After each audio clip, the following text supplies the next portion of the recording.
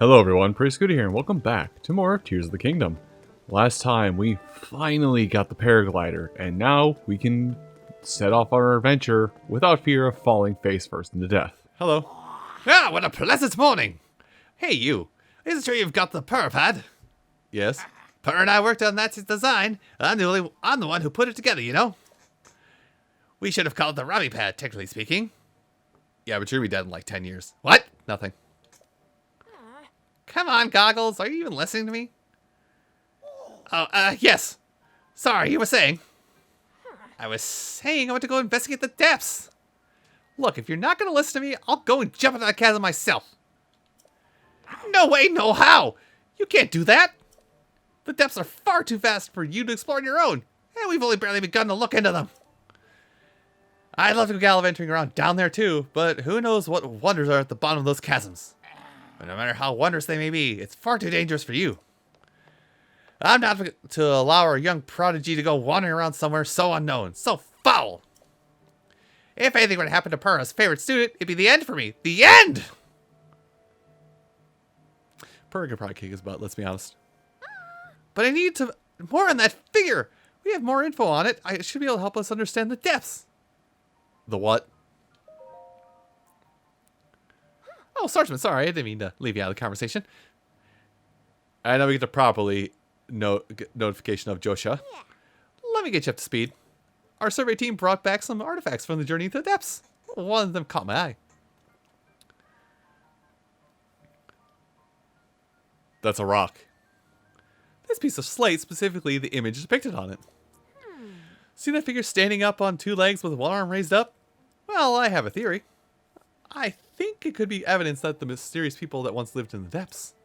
That's why I want to go down there, so I can see if there are any more depictions like this one. I want to see for myself. But Goggles here says it's too dangerous, and he won't let me go. You're 12. Correct. Josha, come on now.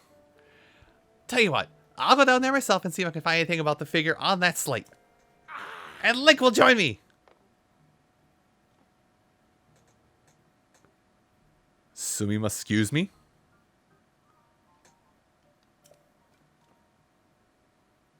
We'll start by looking for anything down there that resembles the figure on the slate. Assuming we find what we're looking for, we'll use the Pyropad's camera to take a picture of it for Josha. Perfect plan. Camera? You don't know about the camera. It's one of the Pyropad's basic features. With the camera, you can capture nearby scenery as an image. One that's stored in your Pyropad there. Sounds like you still have more to learn about the Pyropad. Old man, I could teach you about the Pyropad right now, but for story reasons, I can't. Well, then I'll teach you how to take pictures, once we're down there anyway. There will be lots of monsters in the depths, though, so I'll be counting on you to keep me safe. Let's see, I guess we should enter through the chasm to the south looking Lookout Landing. I'll go on ahead. Once you're ready and raring to go, come find me there. Ta-da! What? Wait, hang on. Man, he maybe like 140, but he can move. Looks like he's gone.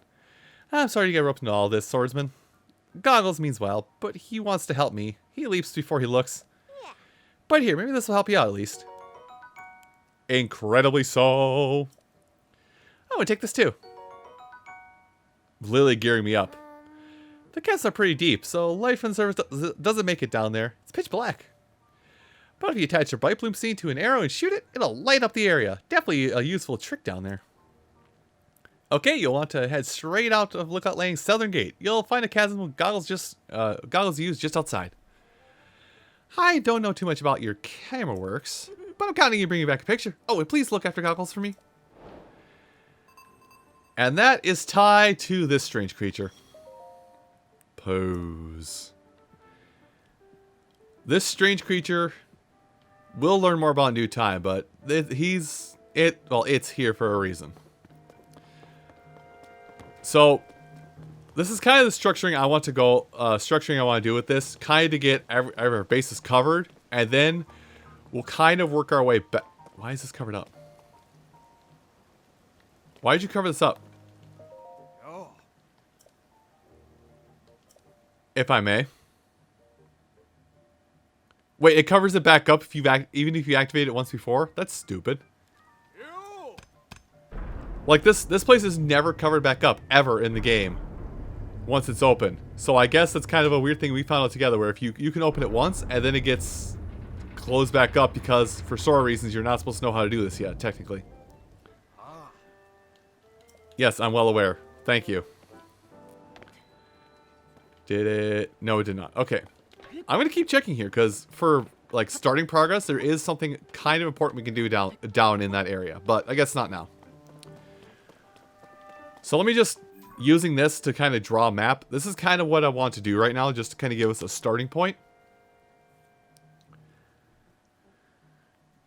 As starting out our adventure here, what you'll want to do to basically give you a full lay of the land, so you don't have to redouble back on yourself if you don't want to is you'll want to do the quest with Jiosin and Robbie, which will show us another section of Hyrule, which is probably we're going to spend a lot of our time after I'm done with this preliminary setup here. You want to head down and do this quest, and then you're going to want to head over wherever the phenomenon was around here. Just make your way out there to activate one specific thing, and then you're free to roam however you wish. With that being said, let's head south. Now, in order to even do this next part of the quest, it's a better idea to have your glider here, but if you can somehow find a way to survive a 300-foot fall without without pushing your shins into your shoulders, by all means, do so. I was distracted, so I didn't even notice I was being attacked, apparently, but the music faded just as I got here. So, these holes in the ground here, these upheaval holes, as you can see, these will lead to an area that was mentioned lightly, the depths. Not just a cute name. Hey, what's up? Ugh. Hey, what's the big idea? You can't just walk up behind someone who's standing on the edge of a chasm. You're right, I can't. I can just push you in instead. Push. My colleague who works with me on the Sonai Survey team is down there. What would happen if I slipped and fell on him? Huh? Huh? Dibs on your goods. Don't startle me again. Hard work investigating despite this rain. Yeah, oddly enough, characters will have like little bits of extra dialogue if there's an extra thing if there's like an extra bit of thing. Characters will have a little bit of extra dialogue depending upon the weather if it's not just sunny out. So while I'm standing here in the middle of this red goop, and you might be thinking, wow, that's really weird. You're standing in the middle of some red goop. How convenient. So this red goop is the Gloom that's been mentioned off and on here again. How does the Gloom work?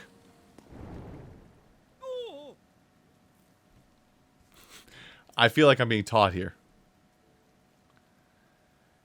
I guess by this guy. I'll sap your strength and you'll line up like me. Too sluggish to move. There we go. So, this Gloom will be very present down below. If you stand on it for a little too long, it'll drain your maximum health. Oh hey, the sun's coming out. If you stay in the gloom for too long, it'll drain your maximum health. Which I'll talk more about that once we're down there. When you're on the surface and walk through gloom and lose max health, the natural light will naturally get rid of the issue. But you can still go through this stuff without much of a problem if you're moving. I'm trying to prove a point. I'm going to do it underground, alright. If you keep moving quick enough, the gloom can't take hold quick enough to drain your health. Anyway, before we jump down, we're going to go to a shrine. We're going to go do a shrine just so we have a quick warp point. So we're starting to come to the point now where at least in my opinion, or at least how I'm structuring this walkthrough, you'll soon be able to kind of go off on your own adventuring. But I would still hope that you're following along with me to kind of get a basis for how to do things. Ah, shape rotation. Square peg, round hole. Except don't do that. But anyway. This is basically a tutorial shrine to kind of teach you how your rotate function will work on your hand.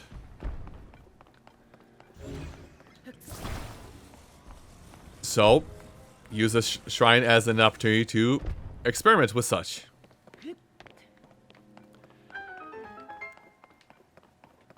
But that's really what this is. It's just to teach you how to rotate things. So how to rotate items from whatever way you're facing to easily get them through. Or to make them more advantageous to you.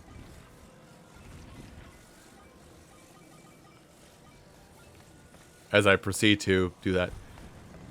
Basically, if you aren't having mental deficiency issues. Actually, I almost forgot this is where a treasure is. My bad. If you're not having any kind of mental deficiency issues, this is also basically to kind of help teach you. Can we climb this? No, we cannot. This shrine is also just to kind of get you used to how the rotation works. I talked about how the rotation in this game works for the most part, but this shrine is definitely where you're going to learn it more readily. Hold on, I might be stupid. Everyone, hold on to your pants. I might be a little stupid. I might be a lot stupid. I might be the litmus test on what you should not do in most situations in life. Now, I think this is actually the only treasure chest in this place, which, hey, Hasty Elixir. I might use that just to help expedite things, because I know what I'm doing a little bit. Well, up here on the surface. Anyway. Hey. Hey. Why are you...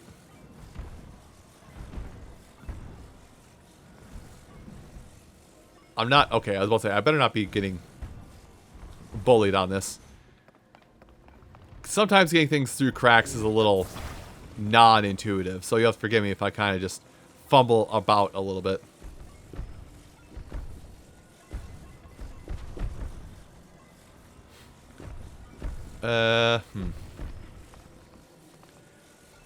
Right now, the fact that I've basically completed this game is being called into questioning. I can already tell. That is not the solution whatsoever. Legitimacy of me beating this game is being called into question right now. I'm well aware. But believe me when I say, stop. Who is the person who probably spent far too long completing this game? That's right, me. There we go. And double check. Yep, completed. So yeah, we're just doing this shrine really quick just to finish, just to get a warp point if we ever have to come back here, which we will have to come back here to kind of start our adventuring in the way I plan to do it. But getting more Lights of Blessing, generally a good idea, especially for how I plan to do it, do the adventure. And I guess I could talk about this a little bit before we go into it. I know when I did Breath of the Wild, when I got the Orbs of Light, or the Orbs of Rejuvenation, whatever they were called. I know when I did that playthrough, I basically focused on HP, and then every now and again went for stamina. This game is going to be kind of the opposite, where I may actually be hard focusing stamina for a bit, and then later turning around and getting some HP as we go throughout it. It's basically going to be focusing on stamina until we get to a certain point, and then I'll invest into HP a lot more, and then occasionally put a couple more points into stamina, if that makes sense. Anyway, when you're ready for a little bit of spooky climbing time, hop on in, baby. And I would like to introduce you guys to what is my favorite area of this game. The depths. So, Tears of the Kingdom is arguably 3 times as big as Breath of the Wild. Because Breath of the Wild took place purely on this map, plus or minus some additional constructs that were on the map. Tears of the Kingdom takes away some of the constructs, but adds a sky layer, a surface layer, which we've already fully explored in Breath of the Wild, and an underground layer. This is a big game. I would not doubt if this playthrough took exceptionally long. And now, here's an aha moment I'm going to give you guys, but after I catch some bugs. Some deep fireflies. So, I may be wrong on this, because there's probably one more thing knowing my luck, but these deep fireflies, the bright fish and the bright caps, are all new elements introduced into this game to provide a specific status condition, which I'm going to go ahead and try and activate now. Is there a... There's not a cooking pot nearby. Never mind. Well, no, not over there either. We'll talk about that more in the future. But you're basically going to want to come down here and follow these light roots. Now, I want you to note that name there. I also want you to note this. Jiosin Nisoij.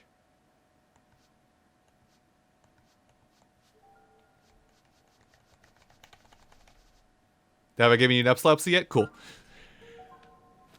So, in correlation with the 120 shrines on the surface map, the 32 shrines in the sky map, there are also 120 Lightroot shrines in the depths. Or I guess they're just called Lightroots and not called shrines. I may just subconsciously call them Lightroot shrines just because I'm just so used to calling them that. These Lightroots are your haven from the gloom that infests the depths. But they also will act as a torch, so to say. A natural torch for the surrounding areas.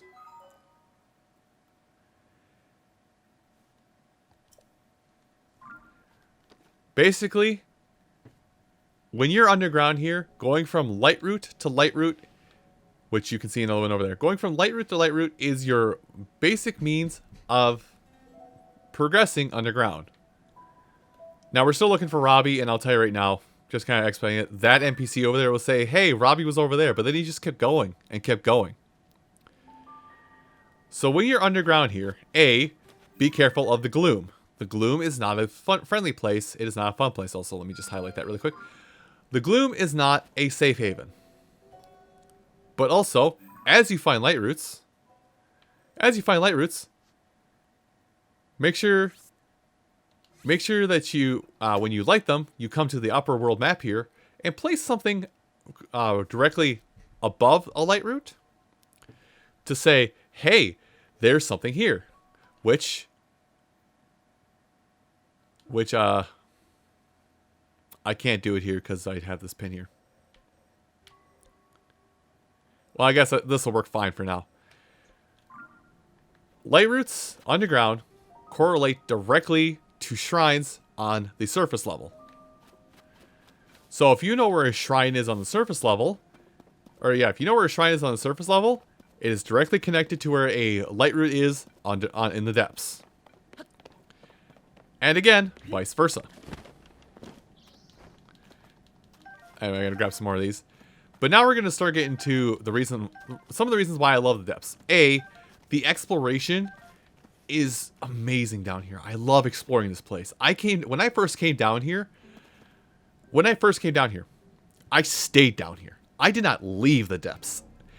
I did not leave the depths until I physically could not go anywhere because it was too hot in certain places. And even then, I just put a pin in it and came back to it later. When I initially played this game, I went through the entirety of the depths. All the way through the depths. Entirely. Lit up everything but like 2 or 3 tiny sections of it that were basically barred off by surface level progression. Went through all of it before I did anything else in the game. And if anyone who's familiar with my Breath of the Wild playthrough, I repeat my steps. So, if you're not happy with this place, oh, you're going to have a long time. Anyway, the depths also have some of my favorite little additional things down here. With muddle buds. Muddle buds, if you read the description, they're cool. But muddle buds are basically confusion. You can confuse enemies to fighting for you. Well, more that they'll fight for what is... They'll fight what is directly in front of them, so to say. Basically, any large tree you see around here, go and stop by and pick up some stuff. Puff shroom. Smoke bombs. Basically give yourself an easy way out should you not like what's going on. Now here's the saving grace with the underground. There's also another item like this that's around here that we actually have already seen, but I'm not going to talk about until we actually see it proper. A saving grace with the depths that is why I love it. Oh, hey, there it is right there. Lastly, the other reason why I love the underground, bomb flowers. Bomb flowers very, very, very, very naturally grow down here. Bomb flowers are very expensive in other means and capacities, so coming down here to get them is probably your best way of acquiring bomb flower. It's probably your best way of getting bomb flowers. Caves do have them, but they're more accessible down here. And I hope you enjoyed this little snippet of the depths ecology, because we will be learning a lot more of it next time. Thank you all so much for watching, and I'll see you then. Take care.